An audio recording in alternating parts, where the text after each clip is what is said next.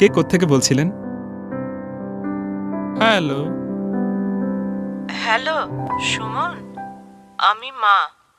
ফোনটা ঘরে ফেলে গিয়েছিস, এত ভুলো মন হলে চলবে? মা আসলে শোন, আজকে তো তোদের মাদার্স ডে, ভাবলাম তোর জন্য একটু খিচুড়ি রান্না করি, এত প্রিয় তোর। কিন্তু রান্নাঘরে গিয়ে দেখি একটুও মুগ ডাল নেই। তুই বাসায় আসার সময় 1 কেজি মুগ ডাল আর একটা ফার্মের মুরগি নিয়ে আসিস। আচ্ছা না, 2 কেজি আনিস, থাকলো। লেবু আনিস। আর আমার হাঁটুর ব্যথাটাও এত বেড়েছে, কিন্তু ওষুধটাও। মা, ওষুধটা তোমার সেকেন্ড ড্রয়ারে আছে, তুমি বোধহয় ভুলে গেছো।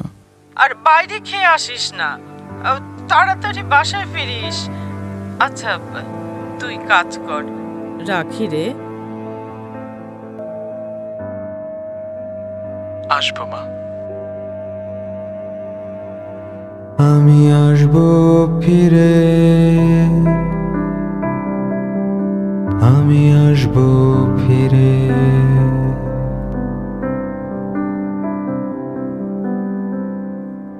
এই তো মা, যাকে ঘিরে কত শত আয়োজন, অথচ যার সবটুকু জুড়েই নিঃস্বার্থ ভালোবাসা।